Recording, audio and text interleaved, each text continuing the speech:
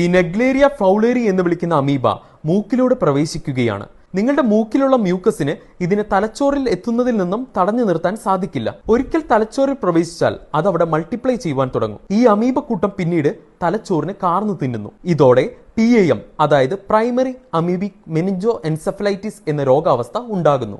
സാധാരണ 3 മുതൽ 7 ദിവസത്തിനുള്ളിൽ രോഗലക്ഷണങ്ങൾ പ്രകടിപ്പിക്കും. ശക്തിയായ പനി, തലവേദന, ഛർദി, ഓക്കാനം, കഴുത്തിൽ ഒരു സ്റ്റിഫ്നെസ് പോലെ, ടേസ്റ്റ് സ്മെല്ലെല്ലാം കുറയുക, ഹലൂസിനേഷൻ, കാഴ്ച പ്രശ്നങ്ങൾ, പരസ്പര ബന്ധമില്ലാതെ സംസാരിക്കുക എന്നിവയെല്ലാം കാണാവുന്നതാണ്. ഇനി ഇത് വരാതിരിക്കാൻ ശ്രദ്ധിക്കേണ്ട കാര്യങ്ങളിൽ ഒന്ന്, വാമായിട്ടുള്ള വെള്ളത്തിൽ നീന്തുന്നതും ഡൈവ് ചെയ്യുന്നതും ഒഴിവാക്കുക. 2, വെള്ളത്തിലുള്ള ആക്ടിവിറ്റീസിൽ ഏർപ്പെടുമ്പോൾ നോസ് ക്ലിപ്പ് ഉപയോഗിക്കാൻ ശ്രദ്ധിക്കുക. 3, വെള്ളത്തിന്റെ അടിയിൽ കിടക്കുന്ന സെഡിമെന്റ്സ് ഒക്കെ ഇളക്കാതിരിക്കാൻ നോക്കുക. വെള്ളത്തിൽ പോയതിന് പിന്നാലെ ഇത്തരം രോഗലക്ഷണങ്ങൾ പ്രകടിപ്പിച്ചാൽ ഡോക്ടേഴ്സിനെ ഉടനെ സമീപിക്കേണ്ടതാണ്. ഇനി മറ്റുള്ളവരുടെ അറിവിനായി ഈ വീഡിയോ ഇപ്പൊ തന്നെ ഷെയർ ചെയ്യൂ.